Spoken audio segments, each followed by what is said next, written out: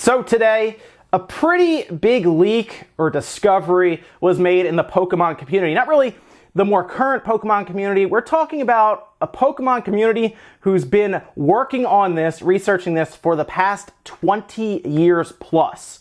So let me set the scene for you a little bit here, okay? Let's say you are someone who's been researching and searching for the Loch Ness Monster for like half your life. You live near the loch, you go out there all the time, you put together interviews, video footage, and all of this stuff, and you've seriously been obsessing over this forever, right? Just research, tons of time spent on it, and then one day you wake up and the Loch Ness Monster's in your front yard. That's kind of what happened today, just with Pokemon. So back in the late 90s, Pokemon was everywhere. It was massive. I would even say it was bigger then than it is now, just because you couldn't go anywhere without seeing somebody playing a Game Boy or a Game Boy Pocket with red or blue, and then eventually gold and silver, right? Well, that craze did get online. It did kind of find its way to the internet, which is still fairly young at the time. It's definitely not like what it is now, where you have smartphones and stuff and everything like that. It was less populated online on your computer when you go on more forums, message boards. All of that existed back then. It's not like how it is now. But because blue and red took over so much, the hype for gold and silver was much bigger online. Seriously, we were looking for every little piece we could to see what we could expect out of this game. And it didn't help that Japan always got the game like a year early from us in the States. Seriously, we'd go to Japan and then like a year later it would show up in the States. They'd localize it and everything, because there was a point in time where with gold and silver, it came out in Japan and then fans grabbed the ROM and were racing to try to finish localizing it themselves before Nintendo did. I actually remember playing a Pokemon Gold ROM that was like 50% translated because I desperately wanted to play this game because Red and Blue was so addicting and I loved those games. I did eventually get the game, don't worry, I did eventually buy it later on. I think I started with Silver and then went with Gold. But there was always this weird event that took place, Space World 1997, where they showed the first real demo in depth to a lot of people. It was mostly a press event. People would go there, they saw this, and they saw an early build of Pokemon Gold.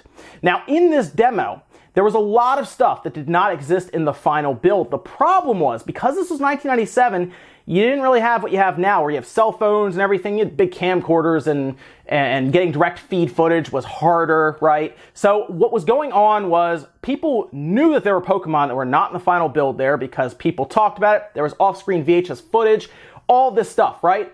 And then we also heard that the map was different. There were a lot of testimony from people, essentially, that were there telling people stories and myths and legend about how this demo was so much different. So people have actually been researching this for 15, 20 years, trying to put everything together, and then today, it leaked online. The entire prototype that was shown off there leaked online, and there are some very, very interesting things here that we didn't see in the final build. You might be a little surprised at some of the differences. Now, if you want to read more about this, there is a great post over on Reset Era where they're trying to put everything together. And there's even a spreadsheet, which I will also link to you down in the description, where people are trying to put this all together. And they're working to reverse engineer this ROM. You can actually download it, the prototype. And they have that over on the cutting room floor. I'll also link to that down below as well, where you can kind of go through it and play it. It's all in Japanese, but part of the reverse engineering appears to be also translating it to English, making it fully bootable, getting the intro screen running and everything. This is going to be something else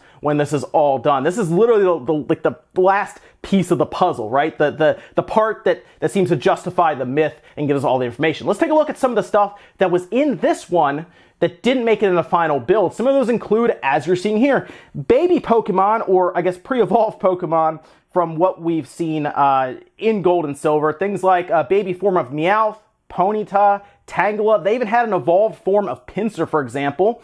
And it's pretty crazy to see all these Pokemon that just got pretty much pulled out. Even the starters, guys, the starters were different.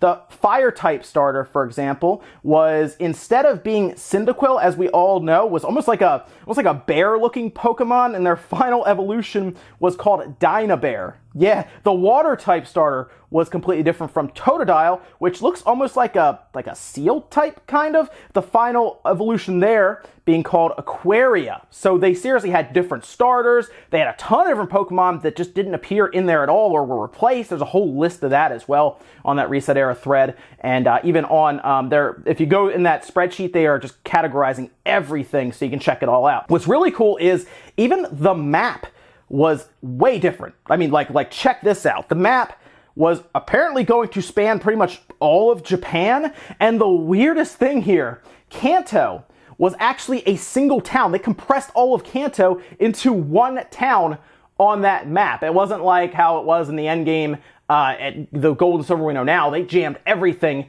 just into one little town that we had to go through. I can't imagine how they would have done that, but the people reverse engineering it are going through it and checking it out, and they're going to have that, I guess, as part of the build. Something else that's really cool is they are figuring out a way to pretty much patch and let you play through the original intro. Kind of what we saw before wasn't exactly what they had planned. So check this out. This is part of that thread over on Reset Era saying, one final note, there is actually a way to restore the game's original intro, and a patch to do so may be releasing soon. The protagonist's brother named Ken makes an appearance, ending the rumors that Gold's brother was Red. You can get email from Professor Oak telling you to go to his lab, then your rival approaches you outside your house and asks you for what you call your mother. This was semi-unused in the final game. It's used to prevent the old man glitch by storing names during dude's catching tutorial. You walk into the grass and Green stops you, bringing you to the lab like his grandfather did years prior. Green and Oak ask if you two want your own starters, and then Oak takes you into the back room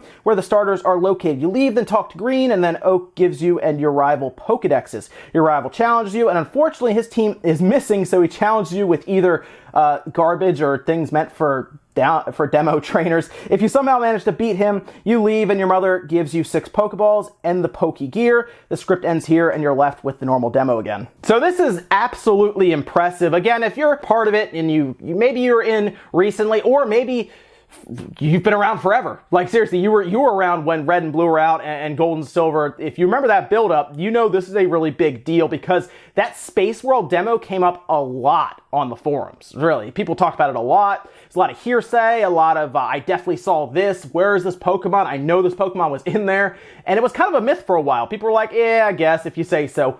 Everything's here now. Seriously, this demo is there, the prototype, people are going through it, and it is absolutely amazing to see. Honestly, if you remember this, I encourage you to go check out the threads, check out the spreadsheets that are out there, and even contribute if you can, because they're going to try to get this finished and completely working. What's really cool is you might see some people who do a lot of Pokemon ROM hacks now possibly start hacking this one up too and maybe turn it into other games. That intro being there is really cool to see, and they're going to, what I think here, try to create the entire demo, the entire prototype so it's completely working glitch free so that people can play it and experience what I guess people did at Space World, because there are so many, like they did a whole thing where they compiled all of the sprites, which you're seeing here.